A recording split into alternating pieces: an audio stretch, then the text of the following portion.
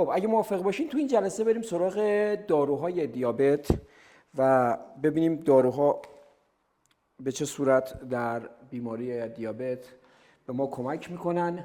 خب بریم سراغ اون داروهای به قول معروف خوراکی دیابت. داروهای خوراکی دیابت چند تا دسته هستن. یکیشون بهشون میگه اصطلاحاً سولفونیل اوراها که جزو دسته قدیمی داروهای کاهنده قند خون هستن که از اینا الان فعلا چیزی که توی بازار دارویی مونده یکی گلیبنکلامید هست که داروی قدیمیه، هنوزم گاهن استفاده میشه، هرچند ما خیلی دوستش نداریم ولی خب خیلی استفاده میکنن، و یکی گلیکلازیده و گلیمیپراید.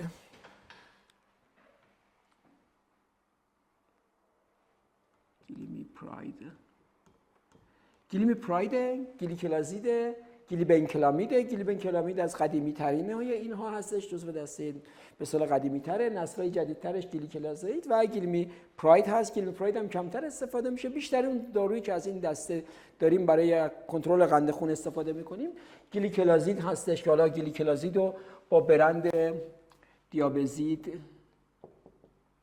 دیامیکرون،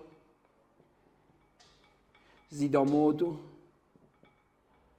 و خیلی اسمای دیگه ممکنه توی بازار وجود داشته باشه. معروف ترینشون دیابزید و دیامیکرون هست از این دسته که اینها کارشون اینه که میرن لوزالمعده رو میچلونن و باعث افزایش ترشح انسولین میشن. یعنی ما از این دسته از داروها برای افزایش ترشح انسولین استفاده میکنیم.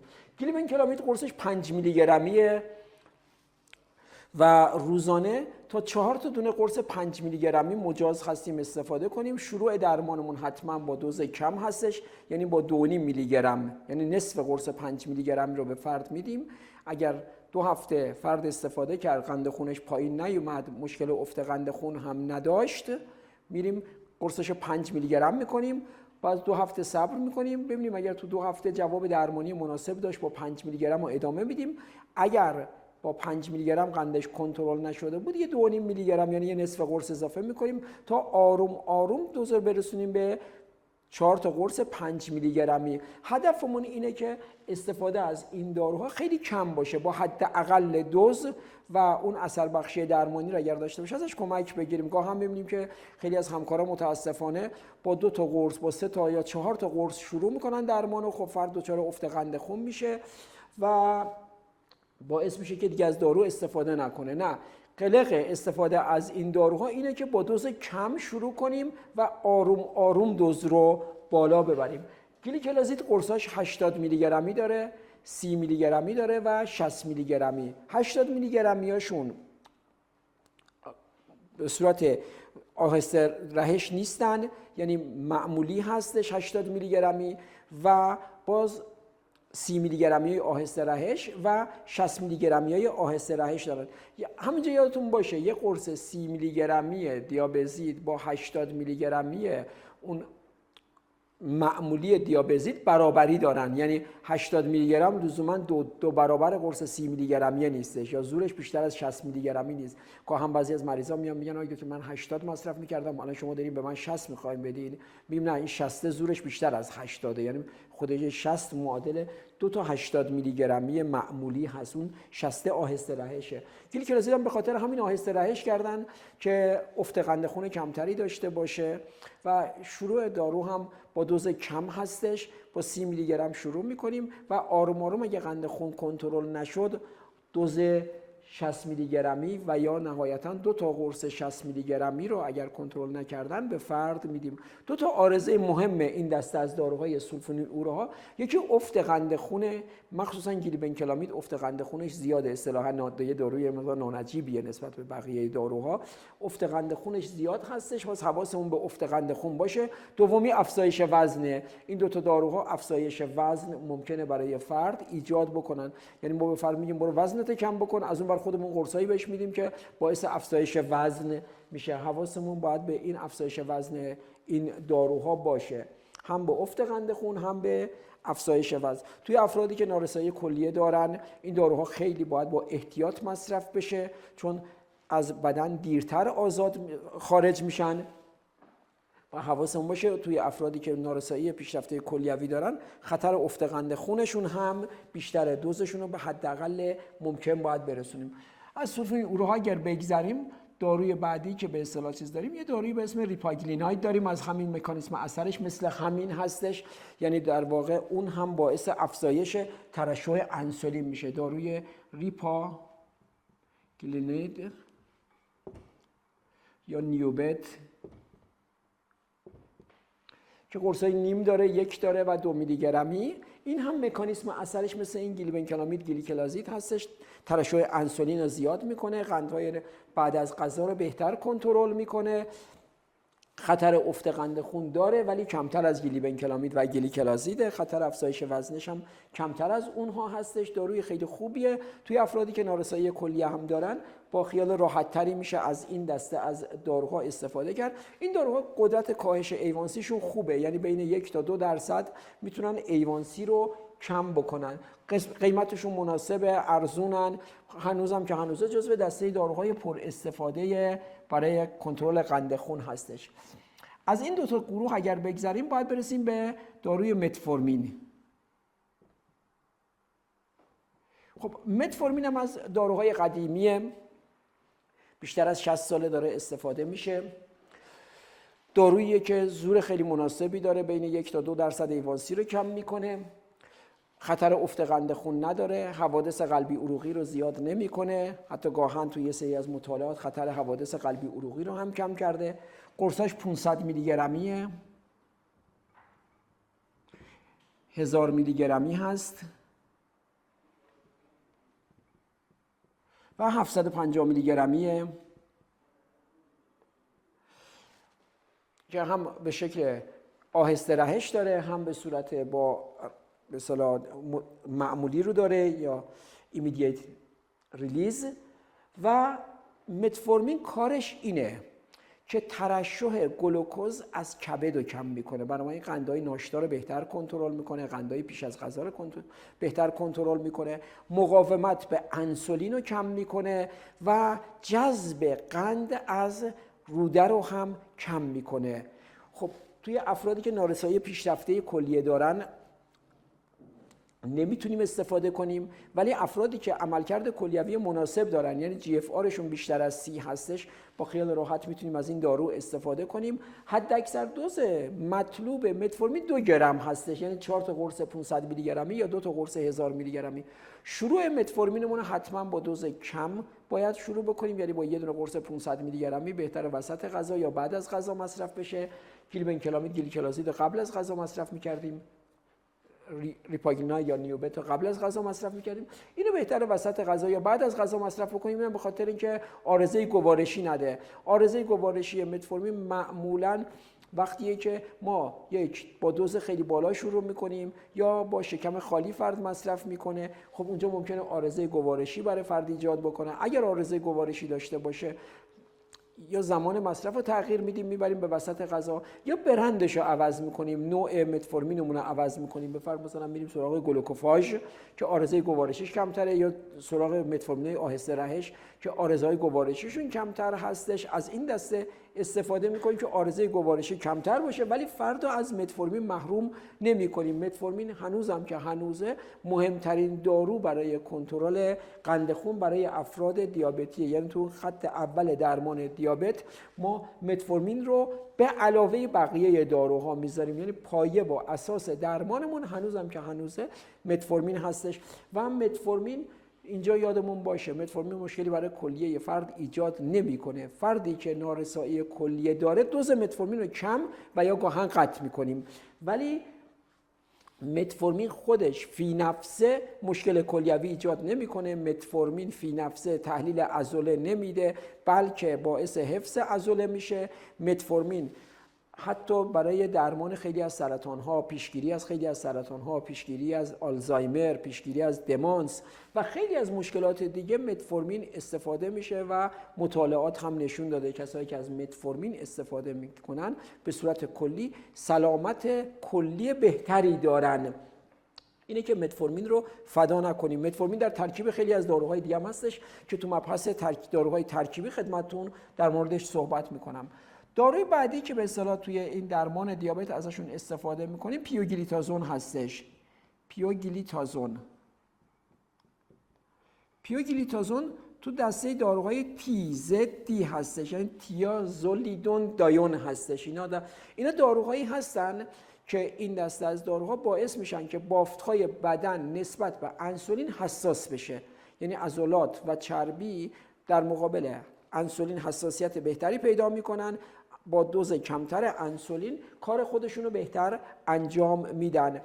و پیوگلیتازون قرصاش 15 میلی گرمی هست، 30 میلی گرمی و 45 میلی گرمی.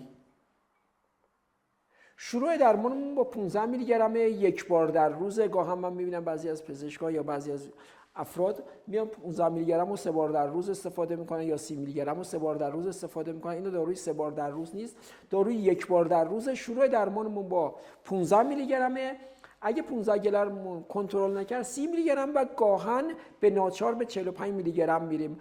پیوگلیتازون دو تا عارضه‌ای که داره و فرد ممکنه اذیت بکنه، یکی افزایش وزن هستش که ممکنه که باعث افزایش وزن بشه. دومی ادمه، ممکنه که ادم ناحیه مچ پا، ناحیه ساق پا ورم بده. و در افرادی که سابقه نارسایی قلبی دارن این دسته از داروها منع مصرف داره. پس اگر نارسایی قلبی دارین استفاده نمی‌کنین. اگر به دنبال مصرفش دچار ادم تو ناحیه مچ پا شدین دارو رو قطع می‌کنیم. ولی داروی به صورت کلی داروی خیلی خوبیه، چون حساسیت به انسولین رو بهتر میکنه، عملکرد سلولای عضلانی رو بهتر میکنه. الان امروزه برای درمان کبد چرب و در افرادی که سابقه سکته‌های مغزی هم دارن، در افراد دیابتی، یکی از انتخابای درمانی که براشون استفاده میکنن همین پیوگلیتازون هستش که از این دسته از داروها هم استفاده میکنن. دسته بعدی دارو آلفا گلوکوزیداز اینهیبیتورها هستن. حالا قرصی که معروفه توی این زمینه آکاربوزه که اینا رو در واقع یک آلفا گلوکوزیداز اینهیبیتور بهشون میگن. آلفا گلوکوزیداز اینهیبیتور یا مهار کننده یک آنزیم آلفا گلوکوزیداز. آلفا گلوکوزیداز چیکار میکنه؟ میاد این کربوهیدرات های پیچیده رو تبدیل میکنه، پلیساکاریدها رو تبدیل میکنه به دیساکارید، دیساکارید رو تبدیل میکنه به مونوساکارید و باعث میشه که گلوکوز آزاد بشه، جذب بشه. خب این آکاربوز میره اون آنزیم رو مهار میکنه، مانع شکسته شدن کربوهیدرات های پیچیده به کربوهیدرات های ساده تر میشه. بنابراین جذب قند در روده رو به تعویق میندازه. خب کاری که میکنه قندهای بعد از غذا رو کاهش میده. خب قندهای بعد اونجایی که ما مریض قندهای بعد از غذا یا فرد قندهای بعد از غذای بالایی داره، میایم از این دسته از قرص‌های آلفا گلوکوزیداز اینهیبیتور یا آکاربوز استفاده میکنیم. قرصاش 50 میلی گرمی و 100 میلی گرمی هست که قبل از هر وعده غذایی، یعنی با اولین لقمه غذا میگیم شروع کنه. حتی با 25 میلی گرم شروع میکنیم، با نصف قرص شروع میکنیم، چون نفخ شکمی میده. ممکنه که باعث نفخ شکم بشه، باعث دردای شکمی بشه. با دوز کم شروع میکنیم، با هر وعده غذایی شروع میکنیم و آروم آروم به 100 میلی گرم 3 بار در روز میرسونیم. خب چون عارضه گوارشی این دسته از داروها زیاده و اثرات کاهنده قند خونشون هم کمه، معمولا این دسته از داروها دیگه از سبد دارویی درمانی دیابت حذف شدن. امروزه دیگه کمتر کسی رو داریم که بیاد از آلفا گلوکوزیداز اینهیبیتور یا آکاربوز استفاده بکنه. حالا یه ویدیویی هم توی فضای مجازی خیلی به قول معروف وایرال شده بود و یه همکار عزیزمون در تو این آکاربوز صحبت کرده بودن و یه تبی از آکاربوز ایجاد کرده بودن که هرچی می‌خوایم بخورین قبلش یه دونه آکاربوز بخور، بعد برو بستنی بخور و شیرینی بخور و چیز بکنه و اینا. واقعا اینقدر زورش نمیرسه که هرچی شما خواستین بخورین رو آکاربوز بعدش قندشو جذبشو به تعویق بندازه و اون میزانی که اگر بخواین استفاده بکنین اونقدر نفخ شکمی میده که عطاشو به لقاش میبخشین. ولی به هر حال جزو داروهایی هستش که در سبد دارویی وجود داره، هرچند خیلی خیلی کم رنگ. اینی که گفتم یک صحبتی هم پیرامونش داشته باشیم بد نیستش. که بعد از این باید بریم سراغ داروهای جدیدتر کاهنده قند خون که امروزه بیشتر داره ازش استفاده میشه.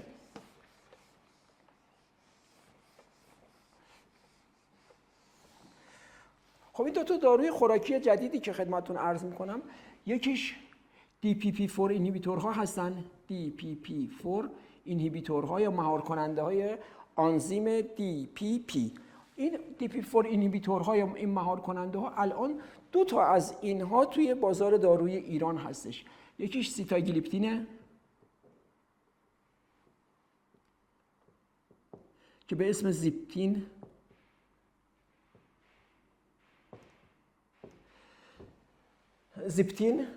و اون یکی لیناگلیپتین هست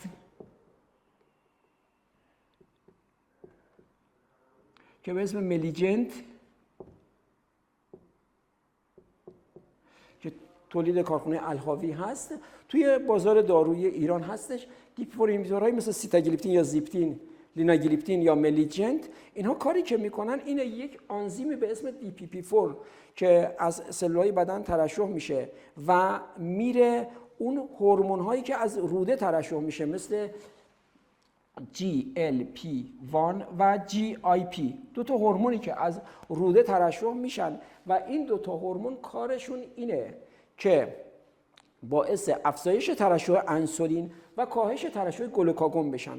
خب وقتی ما غذا میخوریم توی بدنمون، این دو تا هورمون از روده ترشح میشن و سطح ترشح انسولین رو میبرن بالا، سطح ترشح گلوکاگون رو میارن پایین، قند رو تنظیم میکنن. حالا اتفاقی که میفته، یه آنزیمی به اسم DPP-4 میاد این دو تا پپتیده که از روده ترشح میشه رو مهار میکنه. خب باعث میشه توی فرد دیابتی قند خون بعد غذا بالا بره یا قند خونهای ناشتا بالا برن. خب اومدن برای مقابله با این آنزیم دو تا راهکار درست کردن. یک، داروهایی که آگونیست یا فعال کننده این گیرنده GLP-1 هستن رو تولید کردن، مثل ویکتوزا، مثل ملیتاید، مثل ویکیتاید، سماگلوتاید. یا اومدن هر دو گیرنده رو، فعال کننده هر دو گیرنده رو درست کردن که گیرنده GLP-1 و GIP رو به قول معروف گیرنده هاشون رو فعال نگه می‌داره، مثل تیرزاپاتاید، هم مونجارو، اسپارتینا، لانیسا و اسمای مختلفی که زیکورپا. اینها میان در واقع گیرنده های این دوتا پپتید رو فعال نگه می‌دارن، سطح این پپتیدها رو میبرن بالا، از اون ور هم کاهش ترشح گلوکاگون میدن، ترشح انسولین رو زیاد میکنن، هم اشتها رو مهار میکنن، احساس سیری زودرس میدن. خب چاقی رو درمان میکنه، قند رو درمان میکنه، داروهای فوق‌العاده‌ای که به عنوان معجزه ازشون شناخته میشن. یا اومدن خود این آنزیم DPP-4 رو مهار کردن، مثل همین سیتاگلیپتین و لیناگلیپتین. با مهار این آنزیم سطح این GLP-1 و GIP رو بردن بالا، در نتیجه ترشح انسولین کم شده، ترشح انسولین زیاد شده، ترشح گلوکاگون کم شده و قند خون هم بهتر شده. پس ما از این دسته سیتاگلیپتین یا زیپتین، لیناگلیپتین یا ملیجنت رو داریم که اینها هم قند خون بعد از غذا رو بهتر کنترل میکنن، هم تا حدودی قند خونای ناشتا رو کنترل میکنن. زورشون کم هستش تو کنترل A1C، حدود 0.5 تا 1% میتونن باعث کاهش A1C بشن، ولی افزایش وزن نمیدن، خطر افت قند خون ندارن و یک داروی نجیبی هستن برای درمان بیماری دیابت که عمدتاً اینا اومدن با متفورمین هم ترکیب شدن که برای اینکه راحت تر هم باشیم، ترکیب زیپتین با متفورمین شده زیپمت، ترکیب ملیجنت با متفورمین شده ملیجنت ام، برای اینکه فرد راحت تر باشه. سیتاگلیپتین قرصاش 25 میلی گرمی هست، 50 میلی گرمی و 100 میلی گرمی. دوز معمول استفاده سیتاگلیپتین یا زیپتین 100 میلی گرم هستش. توی افرادی که نارسایی کلیه دارن 50 و اگه نارسایی خیلی شدید باشه 25 میلی گرم میدیم. ملیجنت دوزش 5 میلی گرمیه، نیاز به تنظیم دوز نداره، توی همه افراد با همین دوز 5 میلی گرم میدیم. حالا وقتی که با متفورمین ترکیب میشه این دیگه دوز نصف میشه، بفرمایید مثلا میشه 2.5 2.5 یا اون میشه 50 500 50,000 که برای اینکه راحت تر باشه و با متفورمین هم کنار هم دیگه باشن. دو تا با دارو کنار هم دیگه هم اثر دوگانه دارن، هم ترشح قند از کبد رو کم میکنن، هم جذب قند از روده رو کم میکنن، هم ترشح انسولین رو بهتر میکنن، هم قندهای قبل از غذا هم قندهای بعد از غذا رو کنترل میکنن. داروهای فوق العاده پرمصرفی هستن که در درمان دیابت ازشون کمک میگیریم. خوبیش هم اینه که افت قند خون نمیده، باعث به قول معروف افزایش وزن هم نمیشه و این دسته از داروها رو فراوان داریم استفاده میکنیم، قیمت نسبتا مناسبی داره و اینه که پرمصرف هست. از این دسته از داروها داریم استفاده میکنیم. اما داروی گروه سومی که داریم و یک انقلابی در درمان دیابت به وجود آوردن و گایدلاین ها یا اون دستورالعمل های کنترل کننده قند خون رو تغییر دادن، اومدن توی اون خط اول و معجزاتی رو نشون دادن. گروه داروهای SGLT2 اینهیبیتورها هستن. SGLT2 اینهیبیتورها یا مهار کننده های SGLT2.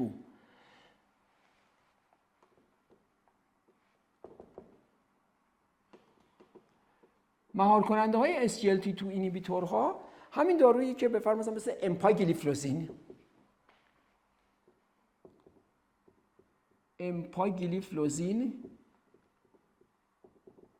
مثل داپاگلیفلوزین که این دوتا دارو رو ما تو ایران الان داریم.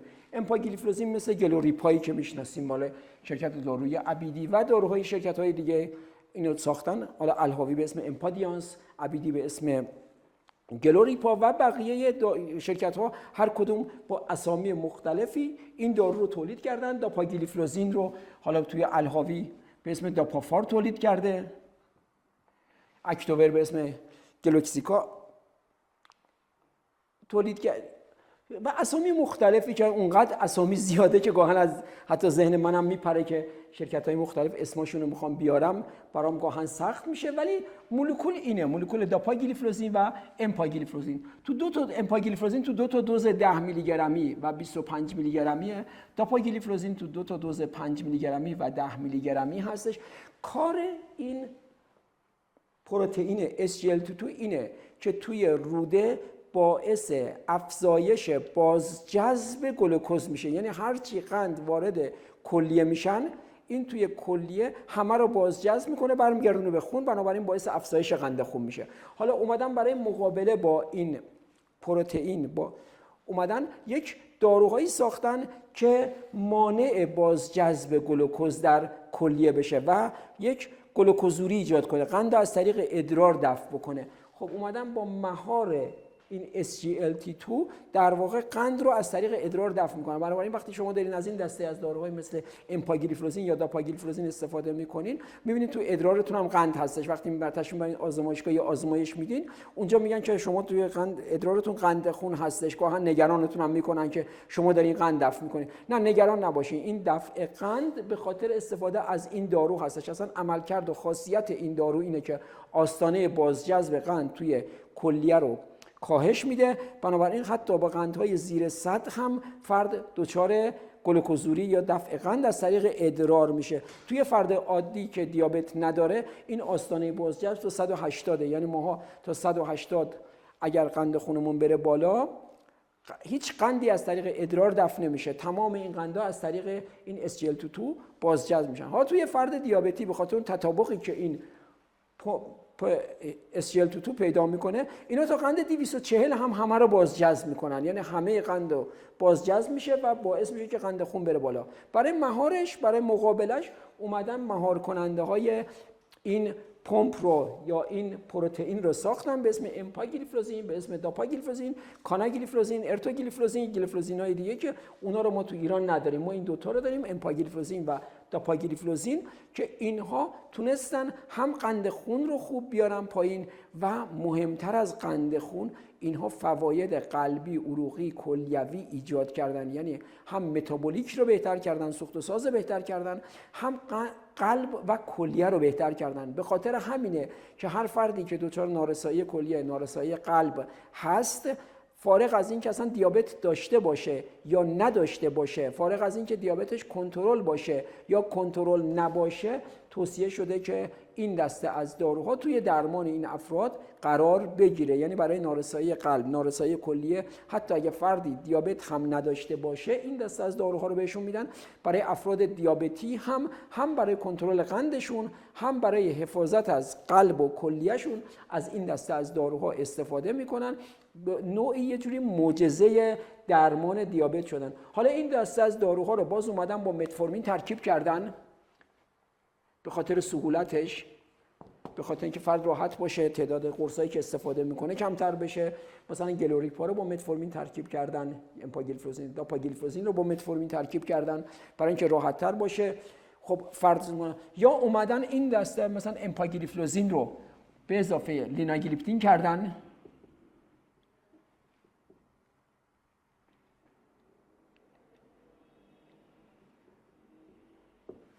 امپاگلیفلوزین لیناگلیپتین شده به فرض مثلا امپاجنت، شده گلورنتا و اسامی مختلفی که چیز کردن. یا اومدن حتی ترکیب امپاگلیفلوزین به اضافه لیناگلیپتین به اضافه متفورمین کردن. یعنی 3 تا دارو رو آوردن داخل یه دونه قرص که فقط یه دونه قرص استفاده کنه، اینکه در واقع ادهرنس یا اون چسبیدنش به درمان رو ببرن بالا و فرد هم از خواص امپاگلیفلوزین، هم از خواص لیناگلیپتین، هم از خواص متفورمین استفاده کنن، هم قند خون رو خوب کنترل بکنن، هم از قلب و کلیه حمایت بکنن. با اینه که آوردن اینا رو توی یک قالب یک قرص و استفاده از این داروها رو برای فرد راحت تر کردن که خوشبختانه امروزه همه این گروه‌های دارویی در اختیار ما هستش و میتونیم ازشون استفاده بکنیم. خب این داروها معمولا داروهای امپاگلیفلوزین، داپاگلیفلوزین چون تکرر ادرار میدن، قندو که دارن دفع میکنن همزمان باش نمک هم دفع میکنن، فشار خون رو هم کم میکنن، فشار داخل به اصطلاح سیستم کلیوی رو کم میکنن. خب میتونن برای فرد از این نظرم سودمند باشن، ولی خب ملاحظات خودشون رو هم دارن. یعنی یه داروی فشار خون داره فرد استفاده میکنه، باید حتما دوز داروی فشار خونش رو کنترل بکنه. اگه فرد تو سنین بالا هست مواظب باشه که یه دفعه دچار افت فشار خون ناگهانی نشه. بنابراین تو اون افراد باید با احتیاط مصرف بشه و زمان مصرفش رو بهتره که صبح به اصطلاح به فرد استفاده کنه که شبا دچار به اصطلاح از خواب بیدار نشه، چون تکرر ادرار ممکنه برای فرد ایجاد کنه. و یکی از نکات مهم استفاده از این داروها هم اینه، اگر دچار عفونت‌های ادراری شدین یا قارچ پیدا کردین، ترشحات ناحیه دستگاه تناسلی داشتین، حتما زودتر مراجعه کنین، دارو رو قطع کنین. بعد مراقب باشین که این عفونت‌ها به قول معروف خطرناک براتون نشه. یه مسئله دیگه که این دسته از داروها وقتی داریم ازش استفاده می‌کنیم باید حواسمون باشه اینه که اینا ممکنه کمای با قند نرمال بدن برای فرد، یعنی اصطلاحاً یوگلایسمیک دیابتیک کتو اسیدوز پیدا کنه. یعنی یه فردی داره این دسته از داروها رو استفاده میکنه، دچار تهوع استفراغ‌های بیشتری شد، نمیدونم دچار دردهای شکمی شد، کاهش سطح هوشیاری پیدا کرد، تکرر ادرار بیش از اندازه پیدا کردش، قند خونش گرفت در شرایط نرمال بود ولی تنفسش بوی میوه گندیده میداد. خب حواسمون باید باشه که نکنه این یوگلایسمیک کتو اسیدوز دیابت پیدا کرده. حواسمون به اینها هم باشه، به ویژه اگر عفونتی داشتیم توی یا زمان بیحالی داشتیم، تهوع استفراغ‌های شدید داشتیم، حواسمون باشه استفاده از این داروها در اون شرایط بیماری ممکنه که یه مقدار برای فرد مخاطره آمیز باشه.